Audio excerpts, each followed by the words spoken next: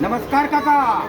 आज आपण नानाजी देशमुख सार्वजनिक प्रकल्प मुंबई यांच्या मार्फत लागलेला शून्य मशागत स्टॉल याला भेट दिली आणि भेटीमध्ये आपण जाणून घेत आहोत की शून्य मशागत तंत्रज्ञान, पिकाची रचना, पीक पद्धती, बेड पद्धती आणि कणांचा बंदोबस्त तणनाशकांना सगळं जाणून घेण्याचा प्रयत्न चालू आहे. आणि तशा पद्धतीचं आज तिथं लाईव्ह दाखवलं. तिथं 8 गावं दाखवले. 8 गावामधून आपल्याला इथं साधारण संभाजीनगर दाखवलं. संभाजीनगरमधून हे 19 जिल्ह्यामध्ये तंत्रज्ञान केलेलं दिसू लागलं. आणि इथं प्रत्यक्ष हा हरभरा, तो हरभरा दाखवला आणि तो हरभरा इथं वाढीच्या अवस्थेत तो भरलाय तिथं. आणि तो आज म्हणजे 15-3 महिन्यात पहिले तो अवस्थेत येणार आहे. हाच तो हरभरा, आठवं पीक.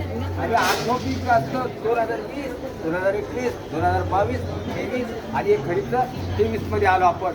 आणि अशा पद्धतीची सायकल लावली तर आणि एक खर्च कमी कसा होतो शून्य मशागत तंत्रज्ञानामध्ये आणि भूमाता सशक्त कशी होती. नानाजी देशमुख संजीवनी प्रकल्प अंतर्गत हे तंत्रज्ञान चालू आहे. आणि संभाजीनगरामध्ये 3000 एकरावर चालू आहे. म्हणजे जवळपास 3 तालुक्यामध्ये तंत्रज्ञान मोठ्या प्रमाणात चालू आहे. आणि याला 19 जिल्ह्यांना भेट दिलेली आहे. आणि अशा पद्धतीचं हे तंत्रज्ञान तुम्ही समजून घेतलं, जाणून घेतलं.